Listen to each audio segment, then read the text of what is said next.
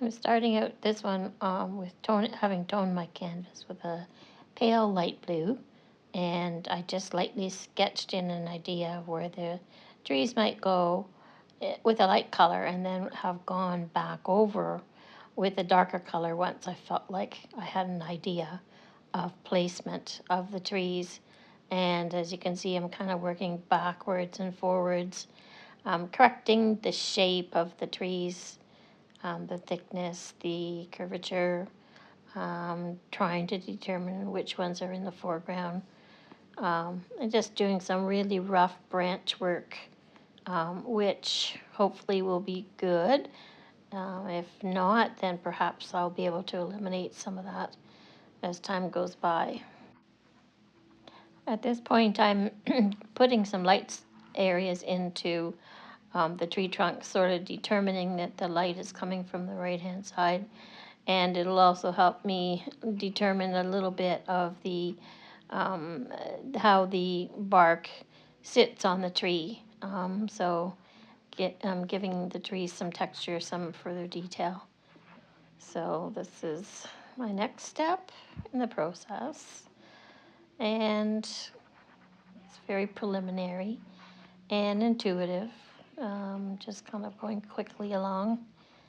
Things can change. I can cover up a lot of what I've done if need be, but for the time being, just this is the process at this point in time.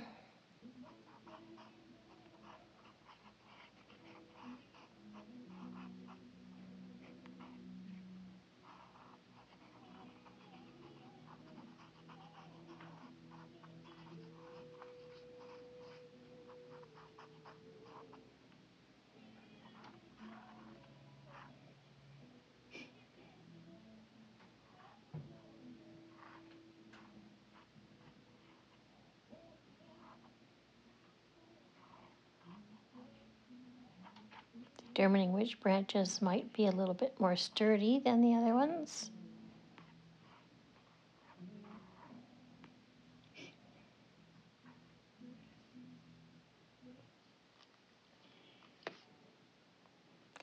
Now, going back in with some black, because there are some darker values within the tree trunk, as you know. A little bit of outlining here, not really getting too overly particular, but just doing some delineating and identifying some areas that could possibly have some darker blemishes, I guess you'd call them, on the tree.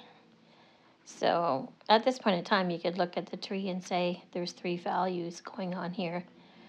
The darker blue that I started with added the light, and now going back in with a stronger dark. So I've got three values.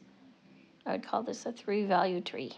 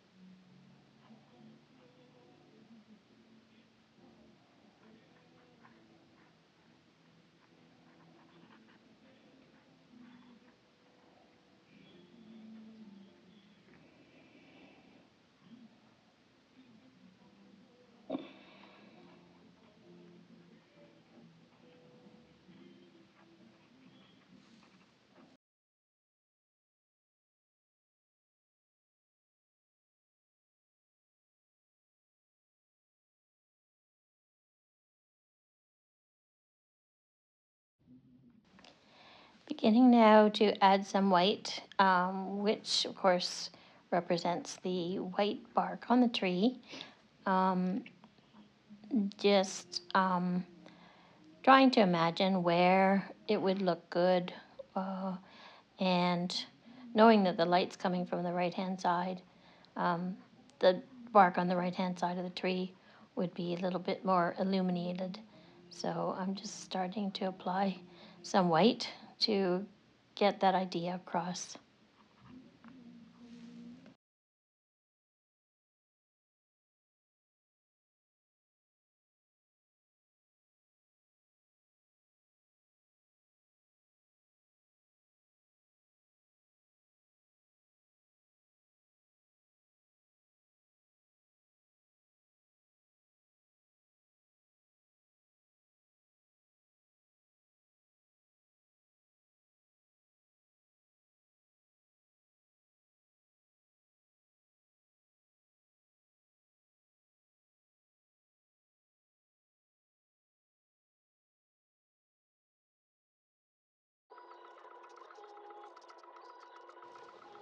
I'm using a little bit of a brown, kind of a warm brown, to represent where the bark is pulled away from the tree and exposed, I guess you'd call it the flesh of the tree. That, and now I'm adding a bit of green because at the bottom of the tree trunk it gets, you can kind of tell that it's been sitting in dampness more than the rest of the tree, so sometimes it has like a green fungus on it. So that is what the green is all about.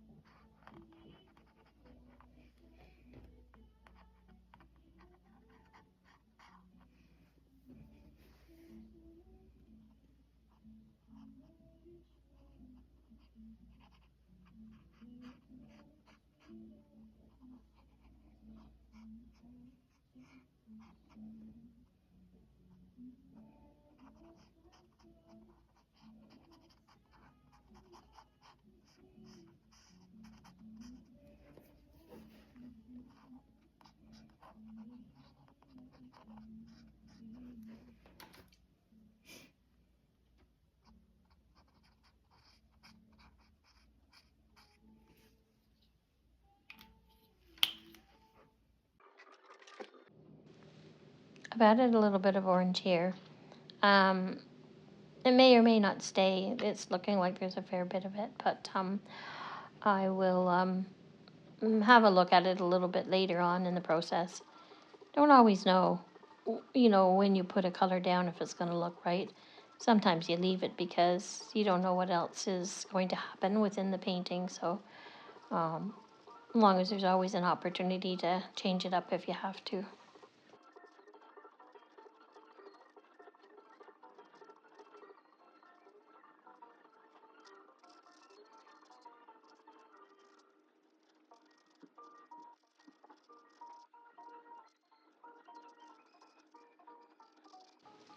Here I'm going over the white again because as it dries, it tends to disappear a little bit. And you need to, with the white, I think you have to layer it. So with these markers, you layer it several times over just to keep it from sinking into the surface. Maybe even have to go over it 3 or 4 times. Just depends on what marker you're using and how opaque it is. Here I'm just adding a lighter green into the sort of a wash into the background just to represent distant trees and so on, and give the trees a chance to feel grounded, not just floating in thin air. I'm thinking this is looking pretty much done.